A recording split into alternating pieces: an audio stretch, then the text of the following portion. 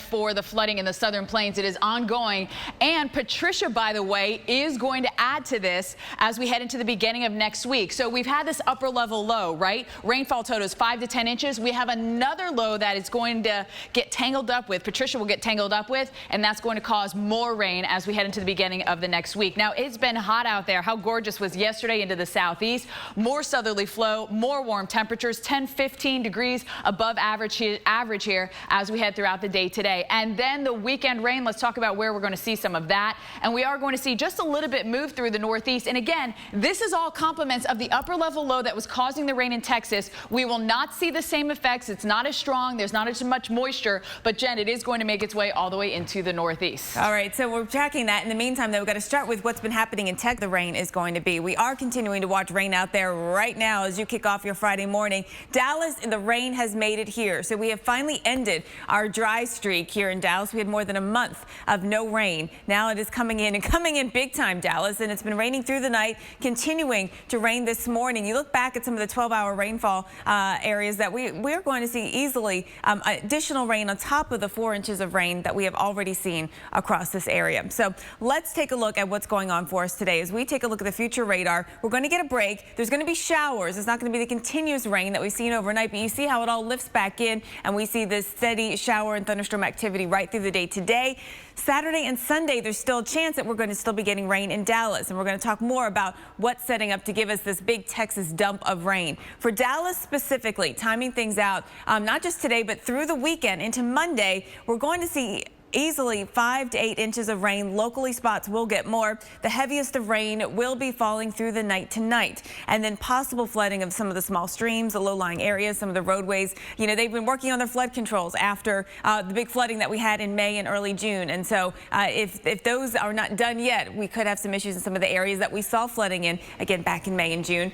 Flash flood watches are up, as you can imagine, and we're going to be dealing with this right through the weekend, and the story continues into the rest of Texas. Now, another big story, Reynolds, is the temperature side of things. It is so warm across portions of the south and east coastlines. We want to give you a good heads up. They were just showing you what was going on with the hurricane hunters. Michael Lowry estimates that this is probably the strongest winds that the hurricane hunters have ever been in. Hard to see how it could be anything otherwise. So let's take a look at where we are right now. Winds 200 miles per hour. And just sit and think about that for a minute. I mean, it's Category 5. And when we think Category 5, images in our head of Andrew, of Camille, right? And when those storms made landfall as Category 5, the winds were 175 miles per hour. So that was the peak at that time. So this is stronger. The pressure down to 880. It has gone through rapid intensification since yesterday. And although we expected that, certainly this is beyond expectations as to the true intensity of how deep this pressure has gotten, how strong these winds have gotten, and also that this has been measured. I mean, the hurricane hunters are out here. This is not an estimate. A lot of time with typhoons in the Western Pacific, it's estimates. We have measurements from our hurricane hunters as to what's happening in the core of this beast of a hurricane. So here's a closer view of what's happening right now. I wanted to show you the broader view of the water vapor to show just how wide-reaching the moisture is, because that's going to be part of the story as well. The cloud shield, if you measure from here to here, it measures nearly 1,000 miles.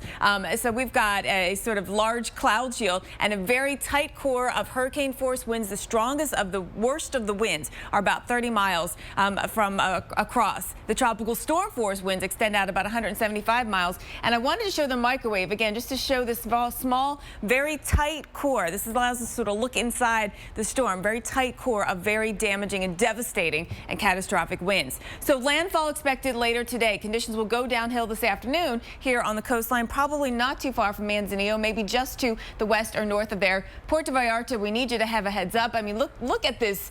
Just before landfall, expecting it to increase in wind speed to 205 miles per hour. Near that center of circulation, we are expecting devastating conditions right there. Then it makes landfall, and then the moisture spreads, and it spreads over Mexico. And by the weekend, Stephen Reynolds, the moisture from Patricia will spread up into the southern U.S., and we'll have more on that through the morning. First now to what's happening into Texas, Jen. All right. Yeah, I mean, the rain is still continuing, and it's heavy. It's been heavy. We've had flooding since yesterday, and we're expecting it through the weekend.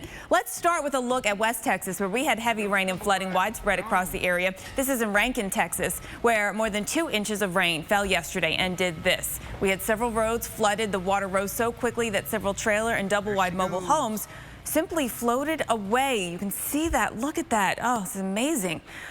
So let's see what we are in for today. And I will tell you that, in West Texas, we will see less rain than we have seen the past couple of days, but it's not completely dry out there either. There's still some shower chances. Today, our focus is more here on Central Texas, Northern Texas, Dallas, where it's been raining through the night. We've got some rain now steady east of town. Couple of flash flood warnings that we're tracking for you, including right around Bonham, Greenville, and Paris until 5:30 in Texas. Here, that's to the northeast of the Dallas area. San Antonio, we've been watching your weather too, and we've got showers in the area. We're going to continue to watch more showers pop right through the day. Look at this, takes us into tomorrow. This is when we're expecting more of our heaviest of rain through the day tomorrow in San Antonio. So let's take a closer look at some of the hazards across the state. We've got flash flood watches up. They extend at least into Saturday, if not beyond for some of you. And we're expecting a widespread area of 3 to 5 inches of rain. That's the yellow. In the orange, that's where we have 5 to 8, and then 8 to 12 inches of rain. This is when we get some of that Patricia moisture to come into play here, and we really see everything sort of add up and dump really from the sky when it comes to the rainfall in southeastern Texas. Today, we're going to still continue to watch this upper level low and the front as the main feature causing the rain. But as we get you through the weekend, the more moisture comes in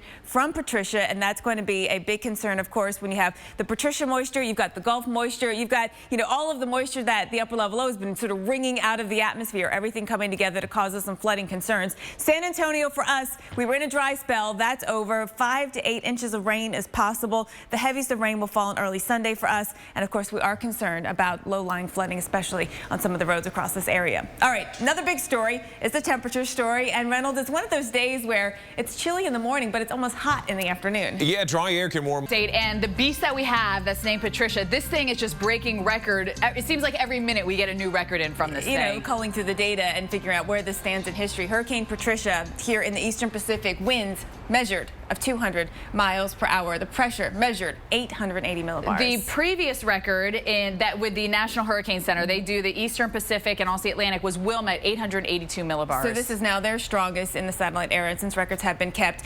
When places in the world, it's top 3. And the third, tied for third. And the other one's typhoons. So this is significant, right? Very significant when it comes to what we're dealing with. And it's very important to know how catastrophic this could be when it makes a landfall later today. Now, the strongest winds are right here, right along the eye. It's called the eye wall. But this chunk, this right here, that is still just insanely brutal. The winds at landfall could be 205 miles an hour. We have never seen that, have we? That I know. No, of. I look back. You think about the other big Category 5 landfalls that we had in the U.S. This is what we remember, right? Andrew, 175 winds.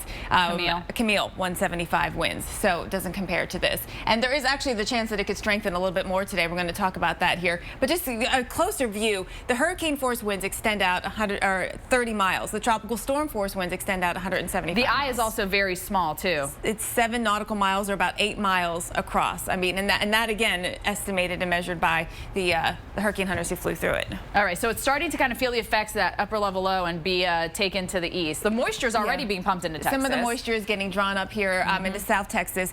One thing, Cantori's in the house after a couple of days off, and we were just chatting about the fact that the jet stream is really helping to sort of evacuate the air and help out with the strengthening, sort of the lungs of the storm and the outflow working very well, especially on that northern side. So there's still the chance we could get more strengthening before we get to landfall. Okay, so here's a look at the last 24 hours and what exactly happened for this thing, because this is kind of a rare spot for this to, happen like this. If you think about the recent history, because that's where our mind is, right? This is a strong El Nino year. Sea surface temperatures are several degrees above average, which is significant when it comes to water temperatures. All of the other conditions have lined up. It happens to be where there was, great area of conducive development for a storm. Also happened to be where we had the MJO, the area of thunderstorms that sort of clustered right over this area. So everything lined up. This I wanted to point out, though, that you see on this microwave satellite, when we get to the last couple of frames here we go, really tightening up. We could be going through another eye wall